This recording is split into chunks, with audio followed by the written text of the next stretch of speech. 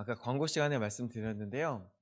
어제와 그제 청소년부 수련회 은혜 가운데 잘 마쳤습니다. 저희 이제 예배에 나오는 친구들이 20명이 되지 않는데 또 수련회는 20명의 친구들이 함께 하였습니다. 네, 저희 이제 센터 나오는 친구들을 중심으로 이제 함께 갔는데요. 사실 이 동네 청소년부 아이들이 참 재밌습니다. 어제는 삼보교회 수련회를 가고 다음 주에는 베델교회 수련회를 가고 뭐 이런 친구들이 있습니다. 저 개인적으로는 인제 일부는 아예 베델교회를 다니는 친구들도 있고요. 또 일부는 아예 교회를 다니지 않는데 그냥 수련회만 다니는 친구들도 있습니다. 근데 저 개인적으로는 참 좋은 것 같습니다. 수련회에 주신 하나님의 은혜가 있거든요. 그래서 여기서 또 그래도 한번 복음을 듣고 여기서 재밌게 놀고 또 복음을 듣고 이렇게 제가 생각하기에는 이 지역 가운데 우리 청소년부 아이들 가운데 그로 인해서 하나님의 말씀이 더욱더 풍성해지는 은혜가 있기를 소망합니다. 유명한 철학자 아리스토텔레스를 아십니까? 들어보셨죠? 우리 청소년부 친구들조차도 들어본 이름입니다. 그리스의 유명한 철학자인데요. 이 사람이 했던 유명한 말 중에 이런 말이 있습니다. 사람은 사회적 동물이다. 이 말을 한 사람이 사실 처음에는 아리스토텔레스였다고 합니다. 사실 그 원어를 보면 본래 쓰인 표현은 사람은 정치적 동물이다. 이렇게 되는 게 좀 더 원어에 가깝다고 합니다. 그런데 그 의미 자체는 크게 다르지 않습니다. 결국 사람이요, 생존 본능 때문에 혼자 살아가는 것보다 공동체를 이루는 것이 안정적입니다. 그렇기 때문에 인간이 결국 집단을 추구한다는 것입니다. 그래서 정치적인 동물이라는 것입니다. 실제로 대부분의 경우 사람들은 집단을 추구합니다. 특히 이 집단을 가장 열심히 추구하는 때가 언제일까요? 우리 끄덕거리고 있는 은찬이 때, 우리 청소년부 때 친구들과 제일 많이 어울려 다닐 때 아닙니까? 이때가 가장 이 서로 어울리는 것, 같이 뭉치는 것, 그 집단을 이루는 것을 많이 추구할 때입니다. 사실 사람이요, 혼자 살 수 있는 것보다 집단을 이룰 때 더 할 수 있는 게 많이 있습니다. 혼자서는 축구하기가 어렵죠. 근데 사람이 어제처럼 한 10명이 넘어가면 축구를 재밌게 할 수 있습니다. 물론 노는 것만 이야기하는 것이 아닙니다. 우리가 입는 것, 먹는 것, 사실 대부분 어 내가 혼자 가서 마트 가서 사거나 어디 인제 뭐 인터넷에서 산다고 해서 내가 그것을 만든 것은 아니지 않습니까? 사람은 결국 이 사회라는 시스템 안에서 다른 사람이 만든 것을 사고 또 돈을 지불하고 그 사람도 그 돈으로 또 다른 것을 사는 등 기능적으로 서로가 다른 일들을 감당하면서 이 사회 안에서 집단을 이루고 살아가는 것입니다. 사람이요, 결국은 어떤 부분에 있어서는 혼자서 지내는 것보다 같이 지내는 것이 편리하다는 것을 알게 됩니다. 사람이 사회적 동물이라고 할 때 이런 기능적인 이유도 있고 또 정서적인 이유도 있을 것입니다. 정서적인 이유라고 하는 것은 외로움으로 표현될 수도 있고 한편으로는 공동체에 속했을 때 우리가 친구들과 함께 있을 때 얻을 수 있는 어떤 일체감, 충족감, 안정감 등으로 표현될 수 있습니다. 쉽게 말해 사람은 혼자 있을 때보다는 그래도 누군가와 함께 있을 때 혹은 어떤 집단에 속해 있을 때 그 마음에 안정감과 여러 가지 정서적인 유익을 누린다는 것입니다. 물론 상황에 따라 혼자 있는 것이 더 좋을 때도 있고 누군가 옆에 있는 것이 귀찮게 여겨질 때도 있습니다. 사람들 사이에서 너무나도 많은 상처를 받거나 그리고 또 이제 사람들이 치일 때는 더더욱 그렇습니다. 그리고 성향에 따라 혼자 있는 게 더 즐거운 사람도 있을 수 있습니다.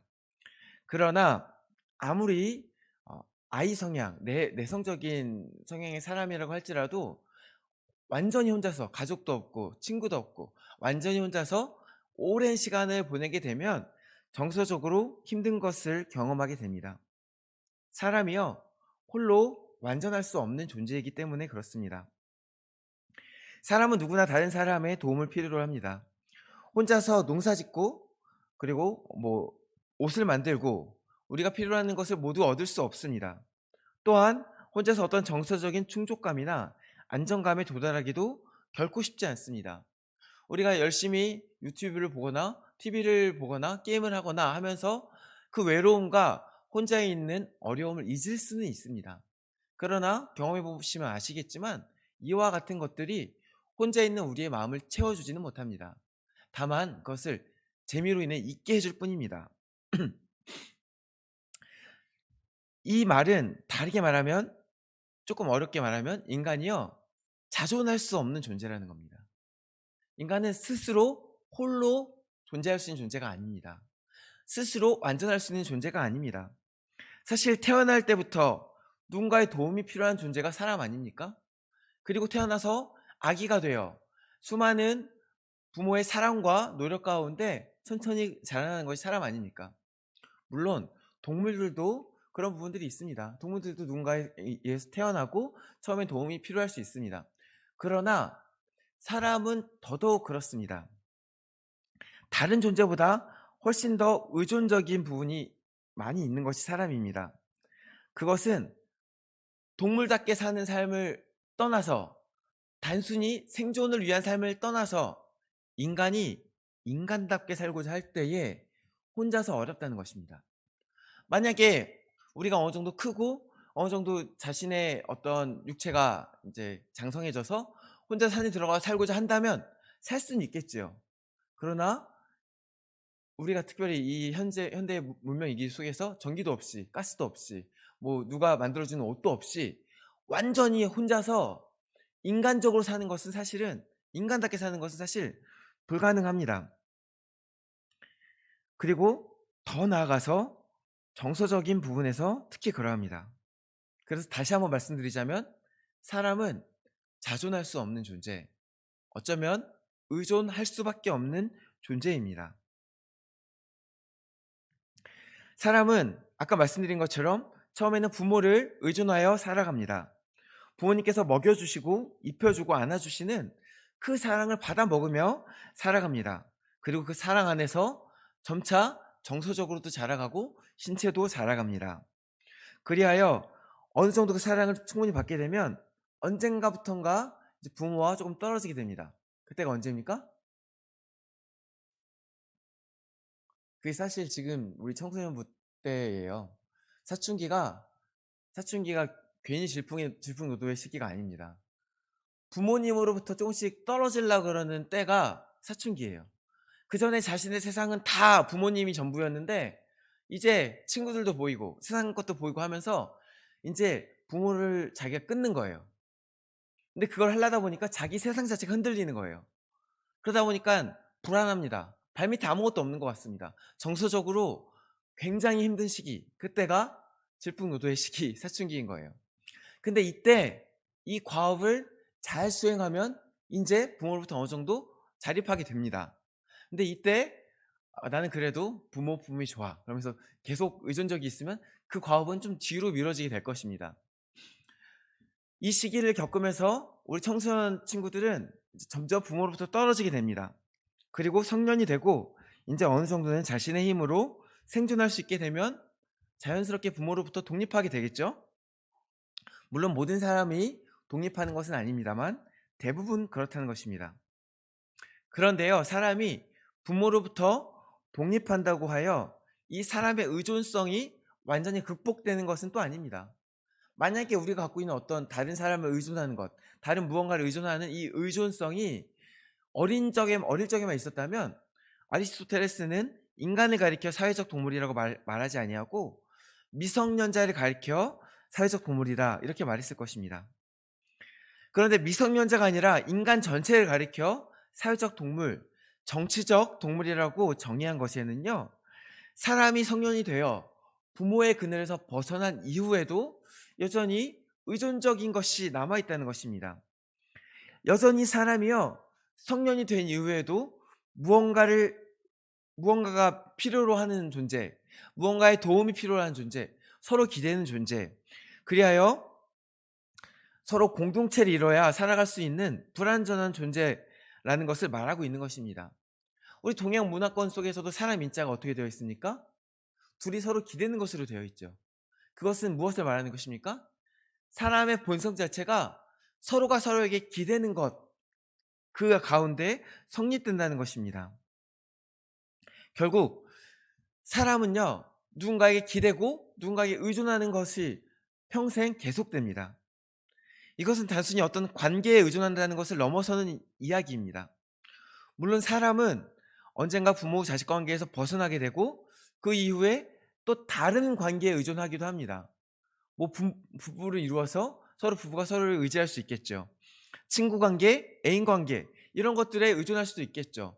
어떤 집단에 의존할 수도 있겠죠. 근데 우리가 만약 어떤 특정한 관계에 종속된다면 누군가에게 자꾸 집착하거나 그 사람이 말하는 대로만 행동하게 된다면 그 인생의 주인이 나 자신일 수가 없게 됩니다. 나 자신이 아닌 내 삶을 이끌어주는 존재가 사실은 그 삶의 주인이 되는 것입니다. 그러나 또 한편으로는 방금 말씀드린 것처럼 어떤 관계뿐 아니라 또 다른 것을 의존하여 살아갈 수도 있습니다. 그것은 어떤 신념일 수도 있고 어떤 우리 갖고 있는 가치일 수도 있습니다. 예를 들어 볼까요? 우리 삶에 돈은 꼭 필요한 것입니다. 우리가 돈이 없으면 살아갈 수가 없습니다. 그러나 우리가 만약에 이 돈을 주도적으로 쓰는 삶이 아니라 돈에 휘둘리는 삶을 산다면 우리가 돈의 주인입니까? 돈이 우리의 주인입니까? 만약에 제가 큰 빚을 져서 매달 그 빚을 갚으면서 산다고 생각해 봅시다. 내 빚 때문에 일하기 싫은데 일해야 돼. 내가 빚 때문에 뭐 하나 뭐 사 먹고 싶은데 사 먹을 수도 없어. 맨날 이제 작은 돈 때문에 벌벌벌 떨면서 살아. 그러면 제 삶의 주인이 돈일 수 있다는 것입니다. 다시 말해 우리가 돈에 의존적인 삶을 살 수 있습니다. 꼭 어떤 이런 극단적인 예가 아닐지라 할지라도 우리가 갖고 있는 돈에 대한 의존성이 어느 선을 넘어서서 내가 일하기 싫은데도 돈을 벌기 위해 과로를 하고 내가 돈을 벌기 위해서 쓰고 싶은 것도 마음껏 쓰지 못한다면 우리 삶의 주인이 나인지 돈인지 다시 한번 생각해 보아야 합니다. 만약에 우리가 어떤 신념에 따라 살고 그 신념에 따라 심지어 나의 삶까지도 희생하게 된다면 어쩌면 그 삶의 주인은 그 신념일 수도 있습니다. 우리가 쾌락에 종속되면 쾌락이 우리 삶의 주인일 수 있고요. 특정 죄에 휘둘리는 삶을 살면 그 삶은 바로 그 죄에게 종속된 삶입니다. 인간은 이처럼 계속되게 무언가에 종속되어 무언가에 휩쓸려서 그 무언가에 따라서 어쩌면 때로 자기 의지와는 상관없이 그 무언가에 휩쓸려 살아가게 됩니다. 우리가 알지 못하는 세상에 어떤 물결들이 있습니다. 여러 가지 메시지들이 있습니다. 이렇게 살아야 돼 하는 것들이 있습니다. 그것은 돈에 대한 것일 수도 있고 성공에 대한 것일 수도 있고 인정에 대한 것일 수도 있고 우리 아이들의 경우는 대학에 대한 것일 수도 있습니다. 반드시 스카이 가야 돼. 이런 어떤 흐름 속에서 내가 진정으로 원하는 것이 무엇인지도 모르게 그냥 열심히 공부를 하는 것입니다. 이렇게 대학을 가면 그다음에 어떻게 합니까? 바로 놓죠. 가자마자 이제 바로 공부도 놓고 아무것도 안 하게 됩니다. 왜냐하면 그 삶을 이끌던 것이 자기 자신이 아니기 때문에 그렇습니다. 사람은 이처럼 계속해서 무언가를 휩쓸리고 무언가를 추구하며 살아갑니다. 세상에 있는 수많은 사람들이 사실은 대부분 어쩌면 우리 그리스도인들조차도 그렇게 살아갑니다. 왜냐? 인간이라는 존재 자체가 자존할 수 없기 때문에 그렇습니다. 인간이라는 존재 자체가 스스로 서서 자기 삶의 온전한 주인이 되어 다른 아무것도 도움도 없이 내 마음대로 내 뜻대로 이 세상 가운데 나의 온전한 주인으로서 내 인생을 살 수 있는 존재가 사실은 아무도 없기 때문에 그렇습니다. 그것이 인간의 본질입니다.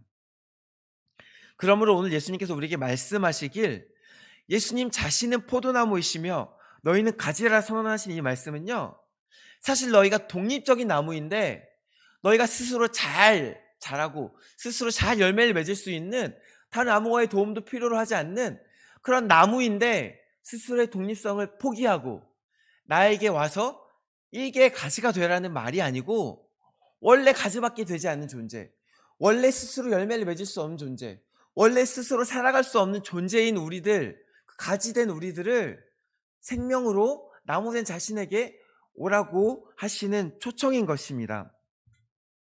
원래 우리는 혼자 독립적으로 존재하는 나무로 지으심을 받지 아니하였습니다. 원래 우리는 마치 나무의 가지처럼 나무에 붙어서 그 나무로부터 영양분을 받는 존재로 창조함을 받았습니다.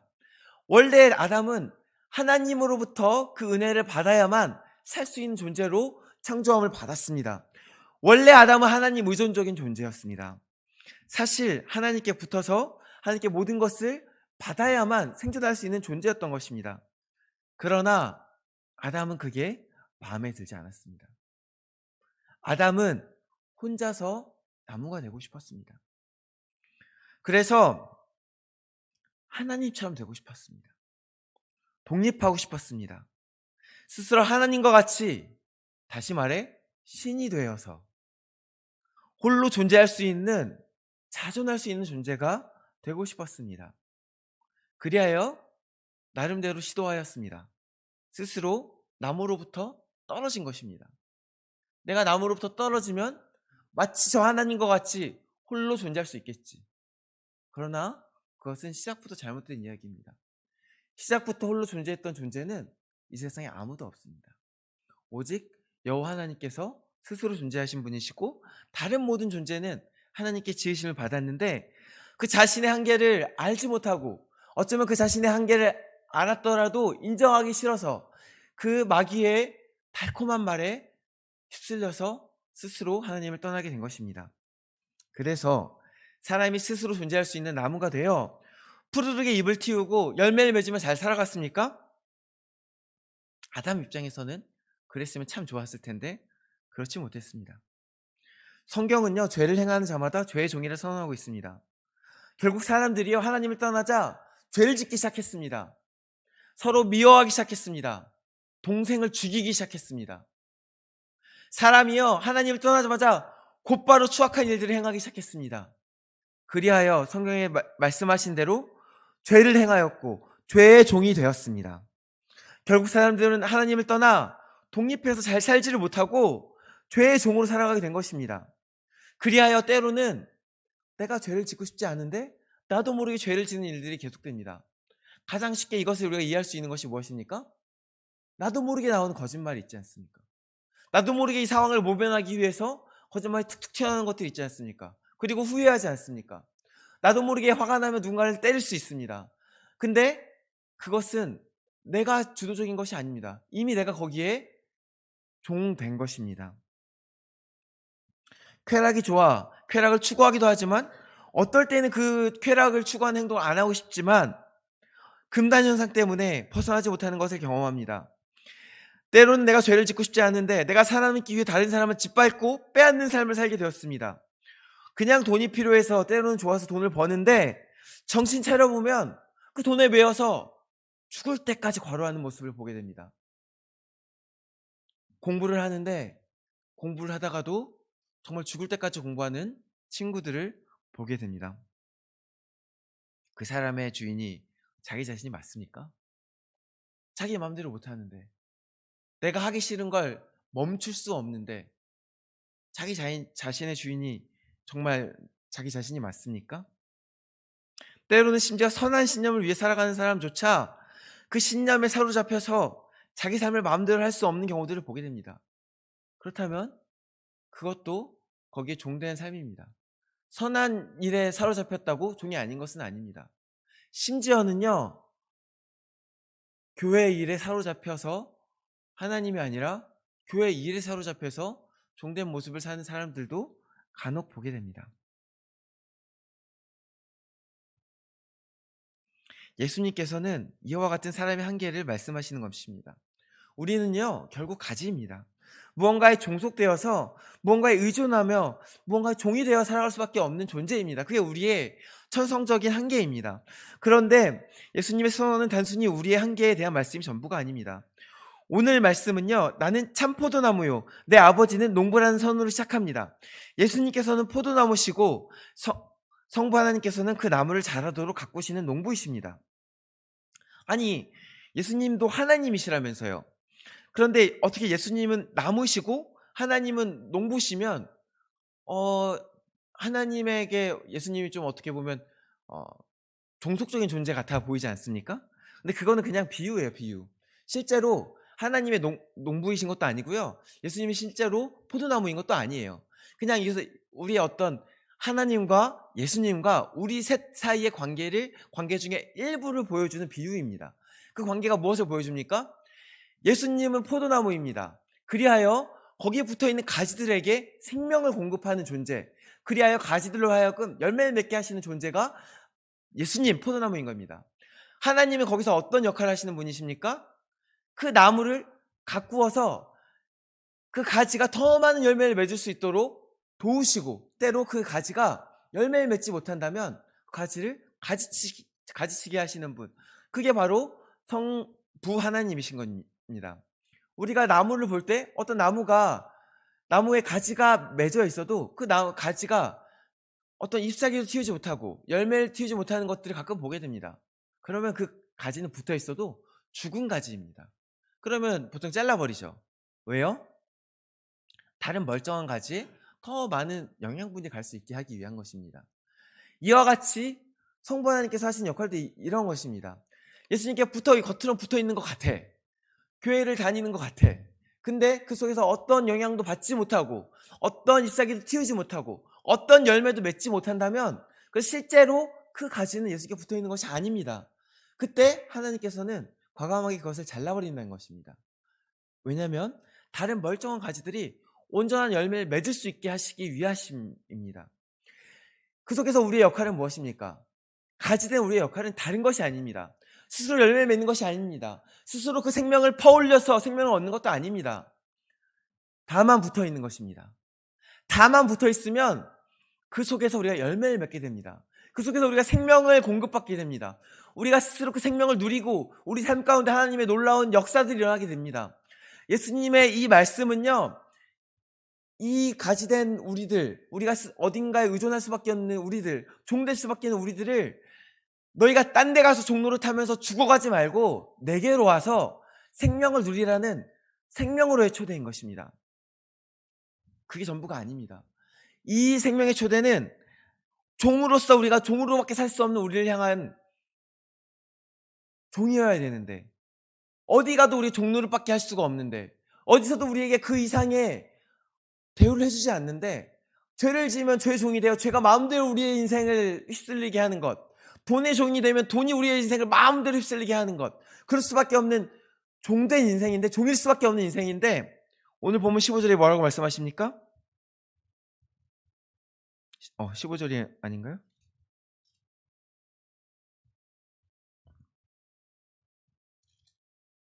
잠시만요. 제가 장수를 넘겼네요. 15절 맞아요. 이제부터는 너희를 종이라 하지 아니하리니 종은 주인이 하는 것을 알지 못함이라 너희를 친구라 하였노니. 종일 수밖에 없는 우리를 부르시는데, 가지로 부르시는데, 겉봐 거기서 하면 너희 종로를 타는데 그 사람 되게 안 좋지, 여기에 와서 종로를 타, 이런 부르심이 아니에요. 여기에 와서 종로를 타면 조금 대우가 나, 그래도 여기는 생명은 주잖아, 이런 부르심이 아니라 친구로 부르는 거예요. 종으로밖에 살 수 없는 존재, 심지어 이미 예전에 하나님을 배신하고 반역하고 떠나갔던 우리들을, 그래야 죄의 종으로 살았던 우리들을 다시 불러서 다시 내게로 와서 가지가 되어라 말씀하시는데, 그럼에도 불구하고 나는 너를 종으로 부르지 않는다. 너를 내 친구로 부른다. 이제 너는 종이 아니라 내 친구다. 그러면서 뭐라고 말씀하십니까? 11절에 내가 이것을 너에게 이름은 내 기쁨이 너희 안에 있어 너희 기쁨을 충만하게 하려 함이라. 친구가 되어 나와 함께 기쁘게 지내자. 내 안에 거하여라. 내가 널 사랑할 것이야. 너도 날 사랑해. 그러면 우리가 기쁘게 거할 것이야. 기쁘게 즐겁게, 너희가 세상 가운데 치이고, 너희가 돈을 버는 인생 가운데 힘들고 지치고, 너희가 하고 싶지 않은 어떤 죄에 휩쓸려서 그 마음이 계속해서 상할 때 그거 다 하지 마. 이리 와. 내가 널 고쳐줄게. 내가 널 회복시켜줄게. 내가 널 친구로 부를게. 우리 친하게 지내자. 내가 널 정말 사랑해줄게. 그러면 너는 괜찮아. 나에게로 와. 기쁘게 지내자. 우리 친구로서 기쁘게 지내자. 그럴 자격이 없는 우리들에게 말씀해 주시는 것이 오늘 본문 예수님께서 말씀하신 우리를 향한 초대인 것입니다. 친구로의 초대, 기쁨으로의 초대, 그것이 오늘 예수님께서 이 본문을 통해서 우리에게 주시는 말씀입니다. 사랑하는 성도 여러분, 우리의 삶이요 결코 자존할 수 없습니다. 아직 청소년부 친구들은 와닿지 않을 수 있을 텐데, 인생을 저도 이제 얼마 안 살았죠. 40년밖에 안 살았는데요. 아직 10대, 20대 때는 뭔가 하면 다 될 것만 같습니다. 그쵸? 뭐 저도 제가 서울대 갈 줄 알았어요. 네, 근데 대학을 시작으로 인제 하나씩, 하나씩 인제 '이거 안 되네. 내가 열심히 했는데도 안 되네.' 하는 것들도 있습니다. 사람이요, 아무리 열심히 노력해도 안 되는 게 생깁니다. 이거 뭐 머리가 나쁘다는 이야기를 하는 게 아닙니다. 되게 여러 가지 이유가 있을 수 있어요.